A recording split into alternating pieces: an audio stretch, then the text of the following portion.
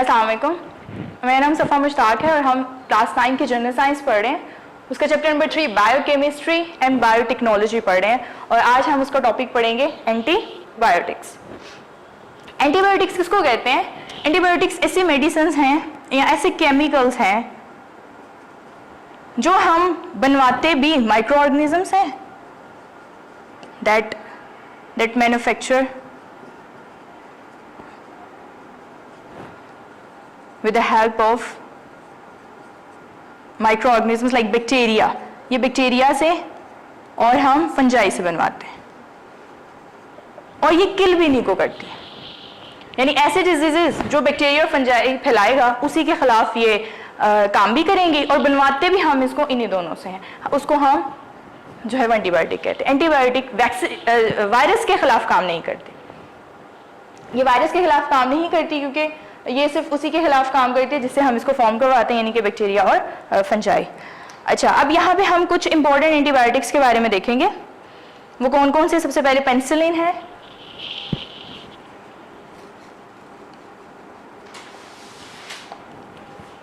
Penicillin को जो है ये डिस्कवरी करवाई थी इसके सबसे पहले सर अलेक्जेंडर फ्लेमिंग ने इसको डिस्कवर किया था 1928 में और हॉवर्ड फ्लोरे ने।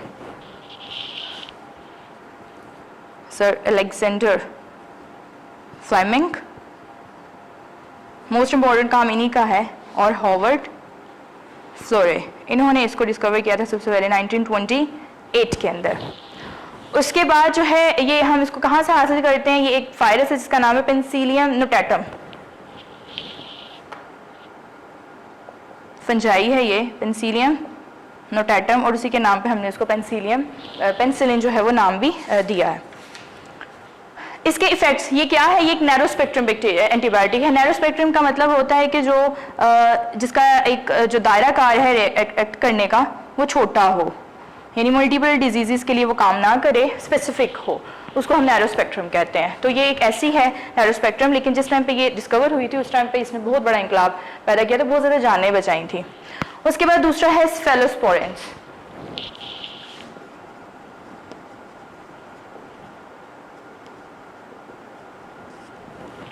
स्फेलोस्पोरेंस जो है इसको डिस्कवर किया गया था 1948 में। इसको डिस्कवर किया था भी फंगस से हुई थी मैनलोस्पोरियम से 1948 में।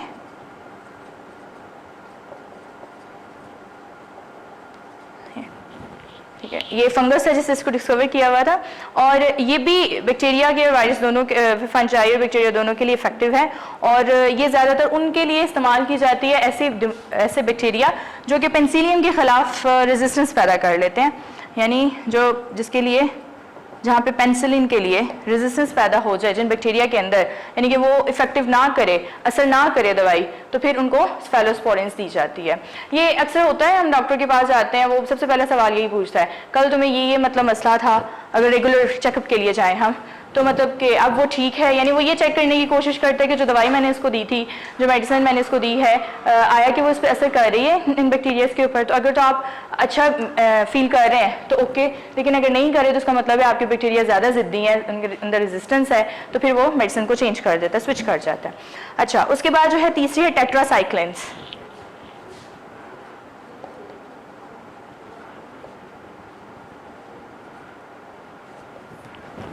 अच्छा, टेट्रासाइक्लिन्स जो हैं ये स्ट्रेप्टोमाइसिस से हासिल होती है।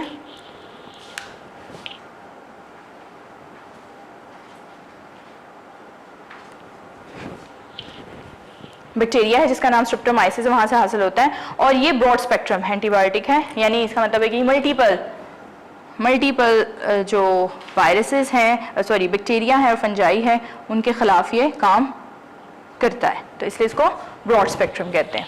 इसके बाद फोर्थ है हमारे पास एरिथ्रोमाइसिन्स।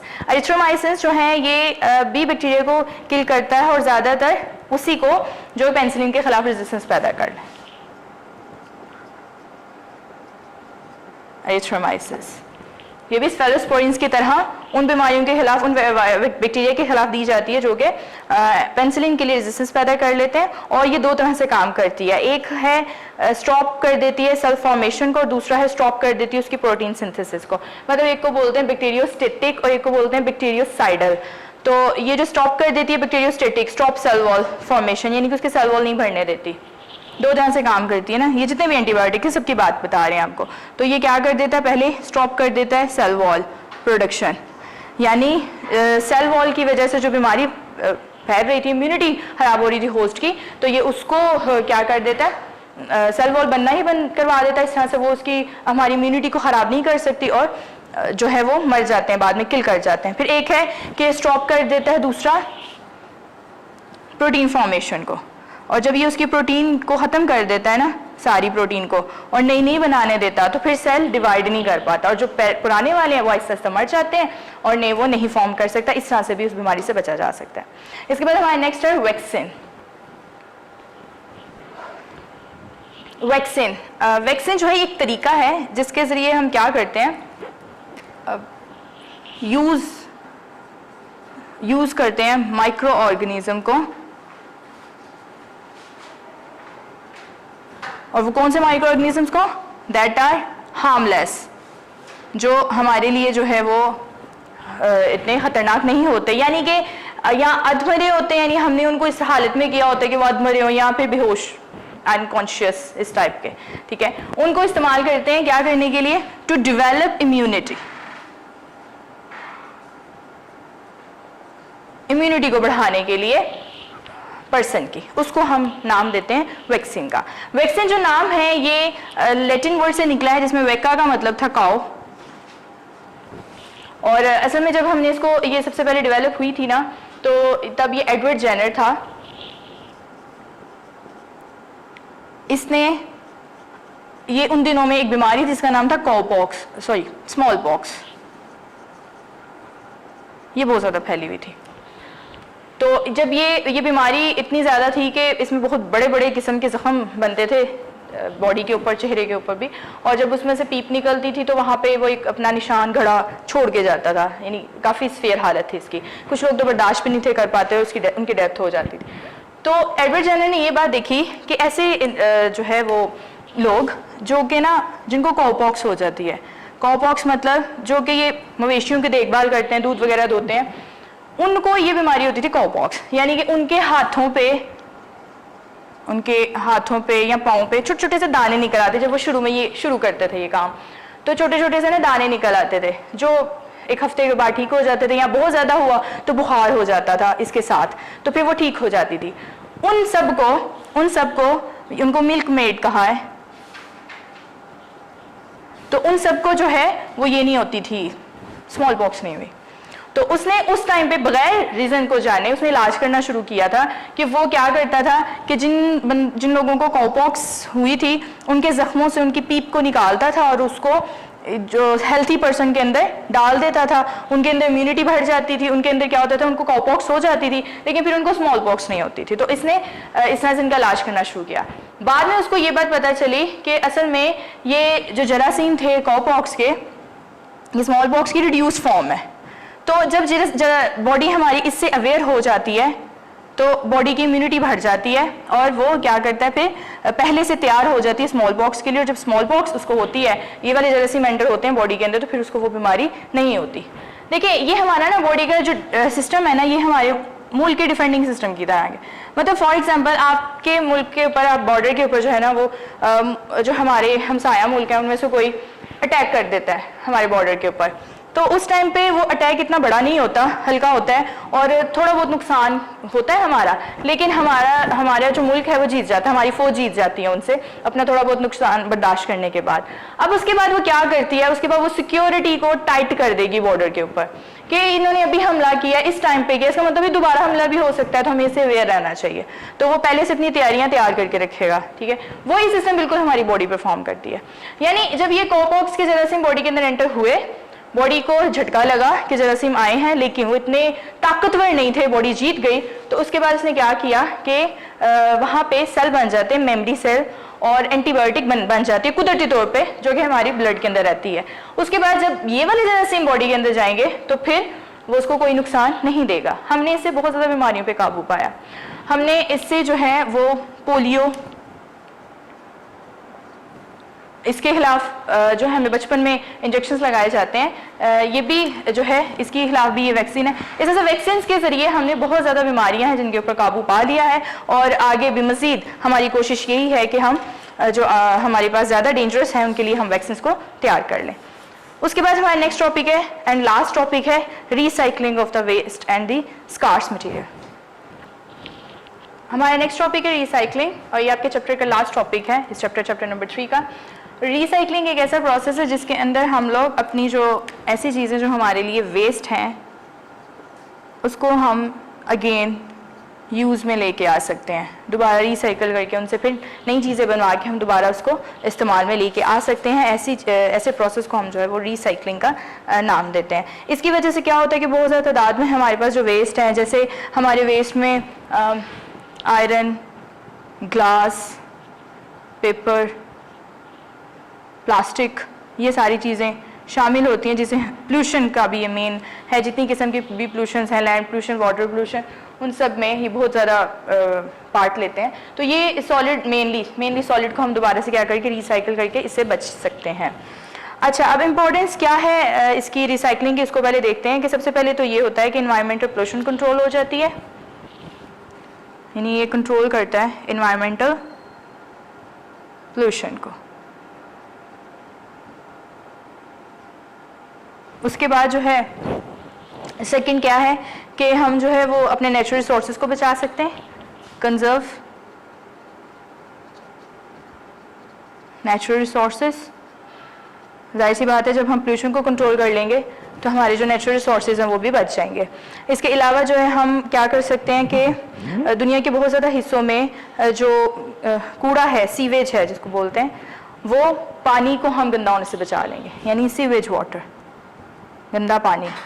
बहुत ज़्यादा कंट्रीज़ में जहाँ पे अब पानी की बहुत ज़्यादा कमी हो रही है पोल्यूशन की वजह से, और आने वाले दिनों में चांसेस हैं कि हम एक दूसरे के साथ जंग भी पानी की वजह से किया करेंगे, तो हम उसको बचा सकते हैं। उसके बाद जो है एनर्जी और मनी को बचा सकते हैं, सेव एनर्जी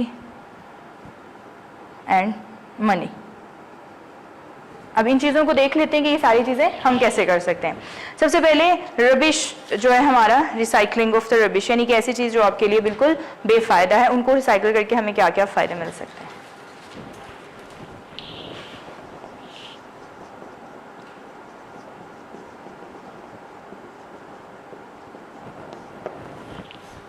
अच्छा, रिसाइकलिंग ऑफ द रबिश जो है, इसमें हम क्या देखेंगे कि जो वो वाले नेचुरल रिसोर्सेज, ठीक है, वो वाले नेचुरल रिसोर्सेज जो ज़रूरी हैं एनवायरनमेंट के अंदर, उसको हम रिसाइकिल कर सकते हैं।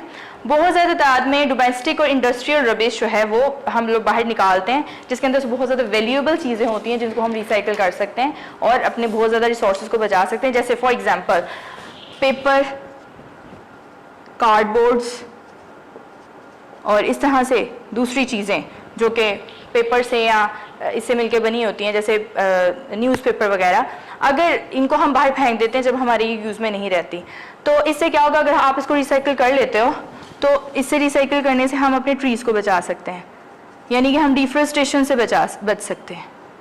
क्योंकि हमें एक टन पेपर बनाने के तकरीबन 17 से 18 दरख्त काटने पड़ते हैं, फिर हमारे पास वो हासिल होता है। तो इसका मतलब ये हुआ कि हम इसकी रिसाइकलिंग से उन चीज़ों से बच जाएंगे। फिर जो वेस्ट मटेरियल होते हैं उनकी रिसाइकलिंग से हम सॉलिड वेस्ट को बाहर फेंकने से बच सकते हैं, ठीक है, जिसकी वजह से क्या होता है, जैसे अब बहुत ज़्यादा जो इंडस्ट्री से निकलता है तो उसके अंदर मेटल बहुत ज़्यादा होता है, मेटल की वेस्टेज होती है, अदर वेस्टेज होती है। तो अगर आप उसको ट्रीट कर लेते हैं, उसको प्योर कर लेते हैं, तो उससे भी हम क्या करते हैं, एनवायरमेंटल पोल्यूशन को बचा सकते हैं। अच्छा, इसके बाद जो है हम रिसाइकलिंग, सीवेज की रिसाइकलिंग से कैसे होगा, ये था हम लोग रबिश की रिसाइकलिंग करें जो घरों से और इनसे निकलता है, और इसके अलावा रिसाइकलिंग ऑफ सीवेज, यानी वो चीज़ जो हम पानी में बहा देते हैं उसको गंदा कर देते हैं। तो पूरी दुनिया में, जैसे अभी हमने बात की कि पूरी दुनिया में जो है ना इसकी बहुत ज़्यादा इंपॉर्टेंस है वाटर की, ऑब्वियसली है, लाइफ के लिए बहुत ज़्यादा ज़रूरी है, लेकिन हम क्या कर रहे हैं कि अपना जो डोमेस्टिक है, इसके अलावा जो हमारी इंडस्ट्रीज़ हैं, उनसे निकलने वाला सारा गंद हम पानियों में बहा देते हैं। तो अगर हम अपने पानी को उसको बहाने से पहले ट्रीट कर लिया जाए तो उसको ऐसे ना बहाया जाए, ट्रीट करके बहाया जाए, तो उससे भी बहुत ज़्यादा ज़िंदगियाँ बच जाएंगी। एक तो वो पानी वापस उधर आ जाता है, रिजर्वॉयर्स में आ जाता है, फिर उसके अलावा वहाँ आ जाता है लेक्स में, पॉन्ड्स में, फिर दोबारा हमारे पीने के लिए आ जाता है, तो वो गंदगी दोबारा हमें शामिल हो जाती है। तो अगर उसको इस तरह से किया जाए कि उसको एक रिजर्वॉयर के अंदर यानी कि बंद मीडियम के अंदर आप उसको ट्रीट करें, और ट्रीट करने के बाद ट्रीट में क्या करेंगे, इसके अंदर से जितनी भी हैवी मेटल्स होंगे, जितने भी उसके अंदर नुकसानदार चीज़ें होंगी, उनको निकाल दिया जाए, और जो साफ़ पानी जिसको आपने ट्रीट कर लिया उसको बहा दिया जाए, तो उससे भी हम बहुत ज़्यादा इससे बचत हो सकती है।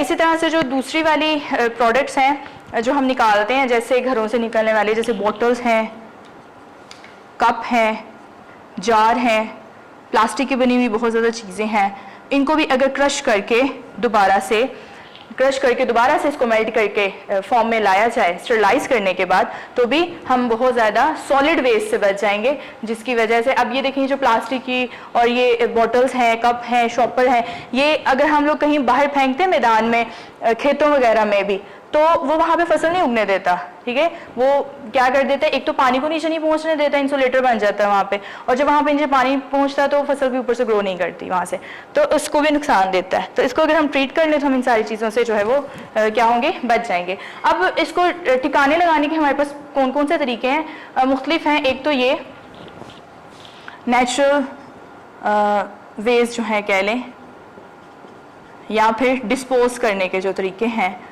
वो कौन कौन से हैं। यानी कि सबसे पहले आप ये कर लें कि फर्टिलाइज़र इस्तेमाल कर लें नेचुरल। ये जो सीवेज है इसको अगर आप कुदरती खाद के तौर पर इस्तेमाल करें, जैसे कि जो गोबर है उसको भी इस्तेमाल किया जाता है खाद के तौर पर, तो उससे क्या होगा कि उनको वो चीज़ भी, प्लांट्स के लिए वो सारी चीज़ें ज़रूरी होती हैं, उसको वो मिल भी जाएगी, आपकी यील्ड अच्छी होगी, दूसरा आप जो है वो गंदगी से बच जाएंगे, ठीक है। इसके अलावा क्या होता है कि आप इनको बर्निंग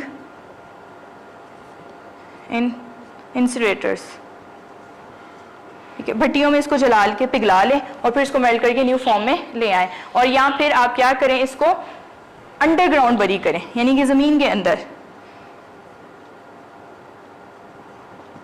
के अंदर जिसे प्योर हाइजीनिक कंडीशन सारी पूरी होंगी, सफाई के सारे इंतजाम, तो उस तरह से ये तरीका भी से अपनाया जा सकता है। तो ये हमारा लास्ट टॉपिक था रिसाइकलिंग। यहाँ पे हमारा चैप्टर खत्म हो जाता है। अल्लाह हाफिज़। वीडियो पसंद आई तो लाइक करें, अपनी राय कमेंट करें। ऐसे ही मजीद वीडियोस के लिए हमारा चैनल सब्सक्राइब करें और बेल का आइकन दबाएं ताकि आपको हर वीडियो का नोटिफिकेशन मिलता रहे।